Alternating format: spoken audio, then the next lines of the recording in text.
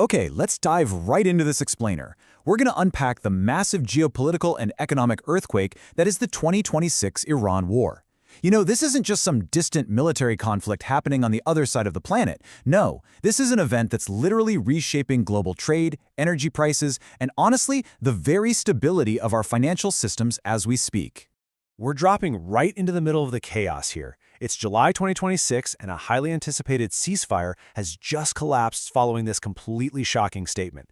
Picture the scene for a second. World leaders are all gathered at a crucial NATO summit, holding their breath, really hoping for a moment of global stabilization. And then, bam! Which is one definitive sentence, that fragile hope for peace is completely shattered, sending an instant shockwave straight through the international community. Section 1. The Global Market Meltdown. So the panic was immediate. I mean, safe havens and risk assets alike, we're talking everything from gold to Bitcoin, just went into absolute freefall the exact moment that peace deal evaporated. Investors instantly flipped a switch into panic risk-off mode. We saw spot gold plunge from over $4,100 down to a low of $4,021 an ounce, all while the dollar rapidly strengthened. And over in the crypto markets, Bitcoin took an immediate nosedive. It crashed right through buy walls, dropping from 63,600 to 61,500. That move alone triggered a massive liquidation of leveraged long positions. Honestly, no asset class was spared. Section 2. Decades in the making. Now, obviously, this crisis didn't just happen overnight, right? It's been building over decades of tension. It goes way back to the 1953 US-backed coup that deposed the Iranian prime minister, right up to the spark that actually ignited the 2026 conflict. There are some major pivot points along the way here. You have the 1979 Islamic Revolution, which completely severed ties between Iran, the US, and Israel. Then fast forward a bit to 2015, we got the JCPOA nuclear deal. That offered this brief little window of diplomatic engagement, but ultimately, the pressure cooker just kept building and building until it blew in February 2026. And it's crucial to understand that there are completely polarized views on why this war actually started. On one side of the coin, the United States and Israel argue that the strikes were absolutely necessary. They say it was to prevent Iran from getting a nuclear weapon, to respond to the violent crackdown on domestic protests inside Iran, and ultimately to achieve regime change.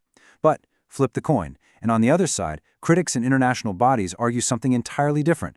They view the initial strikes as an unprovoked war of aggression that blatantly violated international law. It's a stark contrast in narratives. Section 3.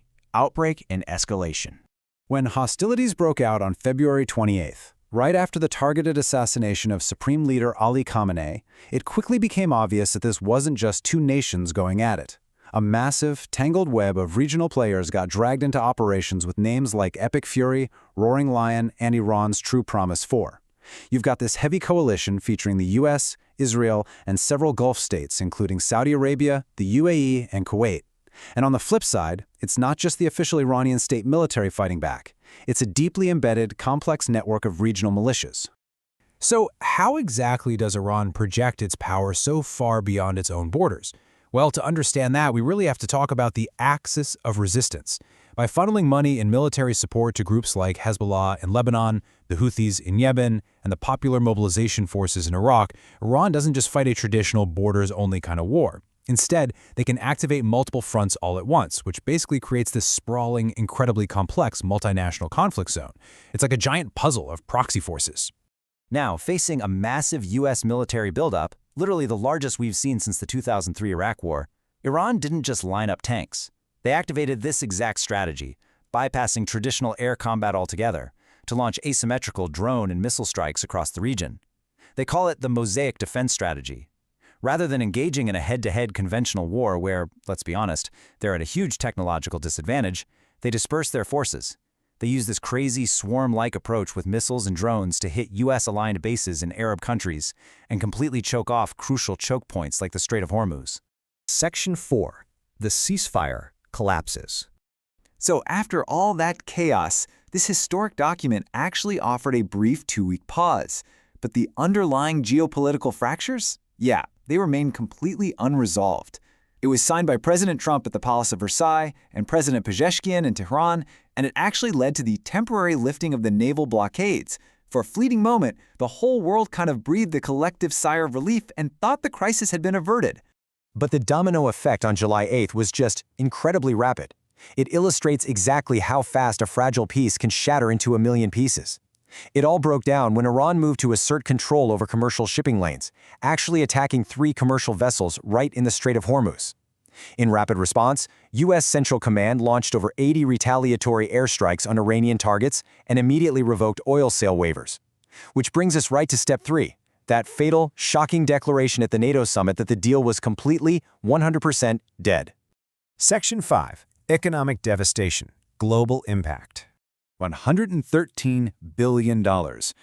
Just let that number sink in for a second.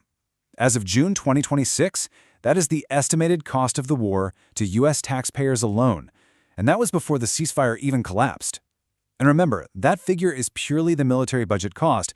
It doesn't even begin to factor in the massive broader economic fallout that's currently hitting regular consumers worldwide. Because beyond those direct military costs, the blockade of the Strait of Hormuz has triggered a catastrophic global fuel crisis. It just goes to show that a conflict in West Asia instantly impacts your daily life and your wallet.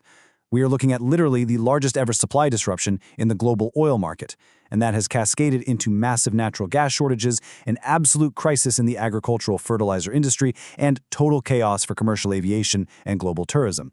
It's a domino effect affecting almost every sector. Understanding all these interconnected events is absolutely vital as this historic crisis continues to unfold right before our eyes. You see, this is no longer just a regional dispute. It's a massive global shockwave. So I want to leave you with this to ponder. With the ceasefire officially broken, financial markets reeling, and the globe facing a severe, unprecedented fuel crisis, what is the ultimate price of a broader Middle Eastern war? Thanks so much for joining me on this explainer, and as always, stay curious.